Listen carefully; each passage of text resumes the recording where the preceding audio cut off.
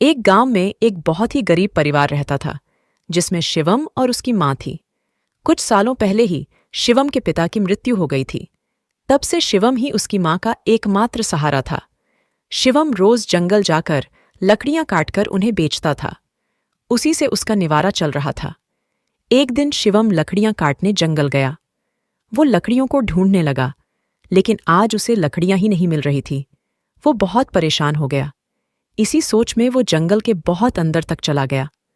उसे चिंता हो रही थी कि अगर लकड़ियां नहीं मिली तो आज उन्हें भूखा ही रहना पड़ेगा। चलते चलते वो एक नदी के पास पहुंच गया। शिवम नदी के किनारे खड़ा होकर कुछ सोच रहा था। तभी उसका पैर फिसल गया और वो नदी में गिर गया। नदी में आज बहुत बाढ़ आई हुई थी। शिवम उसमें बहने लगा। उसे तैरना नहीं आता था। वो नदी की धारा के संग बहता गया। वहीं दूसरी तरफ स्वर्णनगर राज्य की राजकुमारी सुप्रिया के रिश्ते की बात चल रही थी। वह बहुत ही खूबसूरत, चंचल और गुणों से भरपूर थी। राजकुमारी सुप्रिया अपनी सहेली के साथ बगीचे में घूम रही थी। स्वाति, देखो ना, ये फूलों से भरा हुआ बगीचा कितना सुंदर लगता है। हाँ राजकुमारी जी, बगीचे की शोभा तो फूलों से ही बढ़ती है। इधर शिवम बेहोशी की हालत में नदी के किनारे पड़ा हुआ था। एक साधु वहां से गुजर रहे थे। उन्होंने शिवम को देखा और उसे अपनी कुटिया में ले आए। जब शिवम को होश आया तो उसने अपने आप को एक कुटिया में पाया। फिर उसने सारी बात साधु को बताई। तुम चिंता मत करो। तुम अपने घर से बहुत दूर आ गए हो, लेकिन जल्द ही वह समय आएगा जब तुम अपने घर वापस लौट जाओगे। राजकुमारी जी, आपको महाराज ने दरबार में बुलाया है। राजकुमारी, आपका विवाह हमने तय कर दिया है राजकुमार रंजन दास के साथ। कल से महल में तुम्हारे विवाह की तैयारियां शुरू हो जाएगी। शिवम के मन में यही चल रहा था कि वह कब अपने घर लौट पाएगा, क्योंकि कई दिनों तक प्रयास करने के बाद भी उसे अपने घर का रास्ता नहीं दिखाई दे रहा था। वापस उसे कुटिया में आकर रहता और साधु की सेवा करता। तभी कुछ लोग कुटिया के बाहर आकर खड़े हो गए। आइए मुसाफिर, आपका मेरी कुटिया में स्वागत है। बताइए, मैं आपके लिए क्या कर सकता हूँ। तभी शिवम भी वहां पर आ जाता है। वो लोग शिवम पर नजर फेरकर साधु से मदद मांगने लगे। महाराज जी, अब आप ही हमारी मदद कर सकते हो।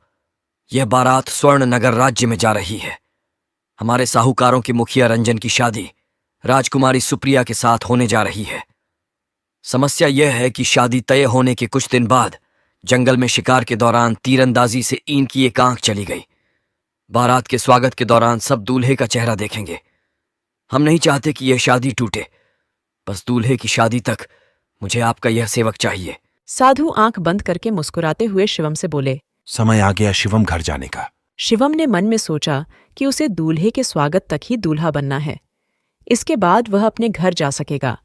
फिर वह उन बारातियों के साथ जाने के लिए तैयार हो जाता है। तभी साधु बोले।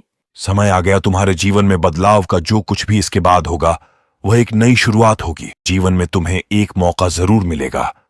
अपना जीवन बदलने के लिए मौका छोड़ना मत, नहीं तो जीवन में कुछ नहीं कर पाओगे। इसके बाद शिवम बारातियों के साथ निकल गया। राज्य में पहुंचने के बाद शिवम को दूल्हे के कपड़े पहना दिए गए। थोड़ी देर बाद बारातियों का स्वागत हुआ और सबने दूल्हे का चेहरा देखा। राजकुमारी जी, आपका दूल्हा तो बहुत ही सुंदर है। आपकी और राजकुमार की जोड़ी तो बहुत ही जचेगी। बिना राजकुमार को देखें मेरे विवाह करने का निर्णय एकदम योग्य है। इसके बाद उनकी शादी अच्छे से संपन्न हो जाती है और सब बाराती भोजन के लिए भोजन कक्ष में जाते हैं। राजकुमारी ने भोजन के लिए दूल्हे को अपने कक्ष में बुलाया और दूल्हे के सामने 56 भोग से भरी थाली रखी। लेकिन शिवम कुछ भी नहीं खा रहा था। क्या हुआ? आप कुछ खा क्यों नहीं रहे हैं? क्या खाने में कोई कमी है या कुछ और खाना है आपको? मुझे बताएं, मैं वह भी मंगवा दूंगी। कुछ देर सोचने के बाद शिवम ने कहा।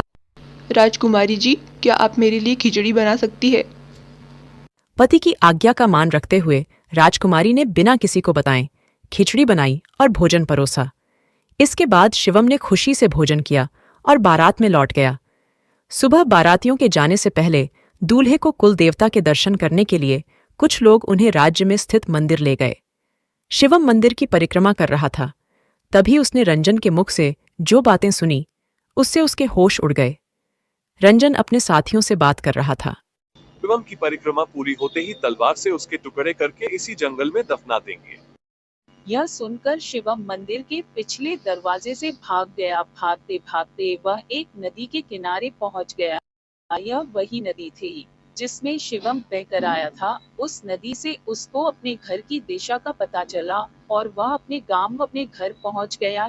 शिवम बहुत खुश हुआ, आखिर वह अपने घर पहुंच गया। इधर जब मंदिर में देखा तो शिवम नहीं था। यह देखकर रंजन समझ गया कि शिवम भाग गया। उसने तुरंत दूल्हे के कपड़े पहने और वह महल लौट कर आया। दूल्हे ने सेहरा पहना हुआ था जिससे कोई भी नहीं पहचान पा रहा था कि जिससे राजकुमारी की शादी हुई है वह वही है या कोई और।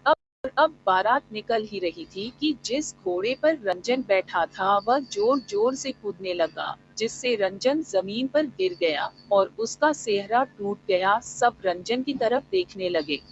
अरे इसकी एक आंख नहीं है। जैसे ही ये बात राजकुमारी तक पहुंची, वो वहां पर आई। यह वह नहीं है जिससे मेरी शादी हुई, यह तो कोई बहरूपिया है।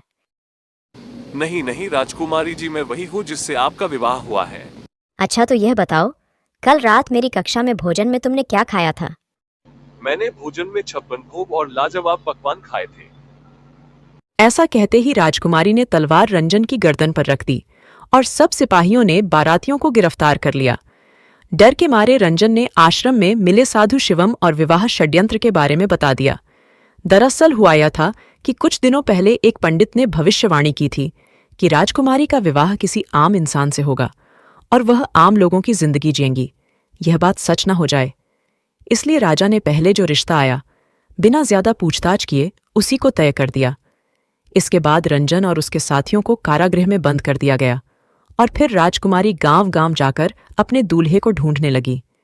ढूंढते ढूंढते वह शिवम के गांव में पहुंच गई। वहां के लोगों से पूछताछ की, वह शिवम के घर पहुंच गई।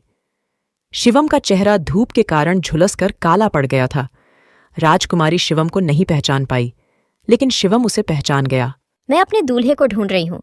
क्या आप बता सकते हैं कि आपने शादी में क्या भोजन किया था? मैंने शादी में खिचड़ी खाई थी। इसके बाद राजकुमारी को अपना दूल्हा मिल जाता है और वह दोनों अब बहुत खुशी से जिंदगी जीते हैं।